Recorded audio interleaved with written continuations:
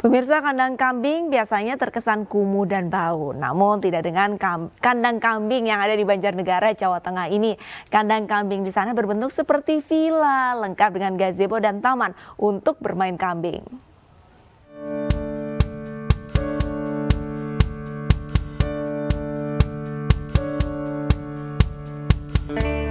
Jika melihat sekilas, Anda mungkin akan mengira bangunan ini adalah sebuah villa. Namun Anda salah.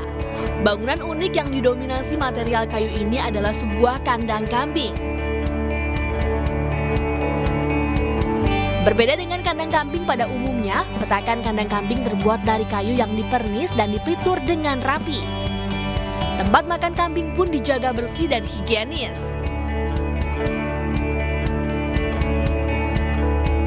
Di seberang kandang juga dilengkapi dengan taman untuk tempat bermain kambing. Tak heran warga setempat pun menyebut tempat ini dengan sebutan Villa Kambing. Pemilik peternakan kambing ini sengaja membuat kandang kambingnya tampak elit agar kesehatan dan produktivitas kambing-kambingnya senantiasa terjaga. Selain itu juga agar pemilik betah berlama-lama di area kandang tanpa ada kesan kotor dan bau. Kita kepingin punya usaha ternak tapi tidak mengganggu lingkungan sekitar gitu. Jadi supaya bisa diterima oleh warga sekitar, terutama warga masyarakat gitu yang ingin usaha ternak gitu. Jadi kesannya tidak bahwa peternak itu kotor, kumuh dan lain-lain. Dengan menempati lahan seluas 700 meter persegi, saat ini ada 14 petak kandang kambing yang semuanya terisi kambing jenis Etawa. Bagi Anda yang ingin beternak kambing dengan bersih dan estetik, membuat kandang dengan konsep villa seperti ini mungkin bisa Anda coba. Dari Banjarnegara, Jawa Tengah, Elis Novit, iNews melaporkan. Kita beralih ke informasi lain, pemirsa. Satuan Tugas Tindak Pidana Mabes Polri menyelamatkan sedikitnya 200 warga negara Indonesia dari praktik tindak pidana perdagangan orang di Kabupaten Nunukan, Kalimantan Utara. Para korban rencananya diberangkatkan melalui jalur ilegal di Sebatik menuju wilayah Tawau, Sabah, Malaysia. Satu persatu penumpang kapal yang tiba di pelabuhan Tunontuka, Nunukan diperiksa aparat kepolisian. Penyisiran dilakukan untuk memastikan penumpang bukanlah pekerja migran yang direkrut dan dimasukkan melalui jalur ilegal menuju Sabah, Malaysia. Sedikitnya ada 200 orang yang telah dipulangkan ke kampung halamannya. 16 orang ditetapkan sebagai tersangka karena diduga berperan merekrut calon pekerja dan membawa ke Malaysia melalui jalur ilegal. Salah seorang korban mengaku direkrut dan akan dibawa ke Malaysia tanpa dokumen paspor dan juga ijazah.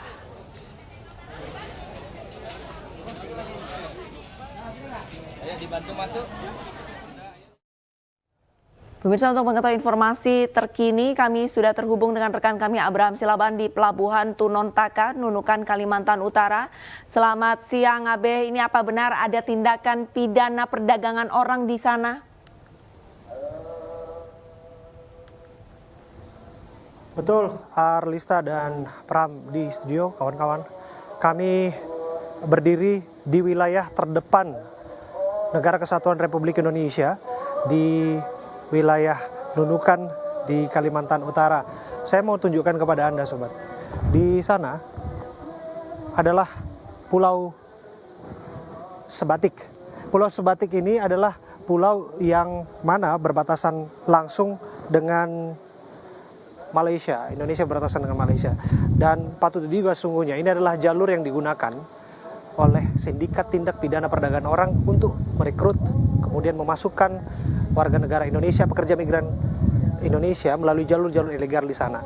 Maka saya Abraham Silaban bersama dengan juru kamera Aulia Syah Ramadan bersama Budiman Syah, kami ada di sini dan menyaksikan langsung operasi yang dijalankan oleh tim Satuan Tugas Khusus Pemberantasan Tindak Pidana Perdagangan Orang yang ada di sini.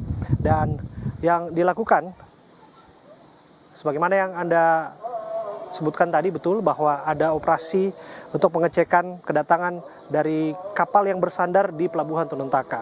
Kapal Pantokrator adalah kapal swasta yang baru tiba dari keberangkatan dari wilayah Parepare menuju ke Nunukan. Dan menariknya ketika ratusan penumpang tiba di sini, mereka datang berbondong-bondong, tidak menggunakan KTP Kalimantan Utara tentu saja, mereka bukan warga sini tentu saja. Kemudian juga mereka membawa paspor, ada yang bawa paspor kosong dan ada yang melintas Tawau dan wilayah Malaysia.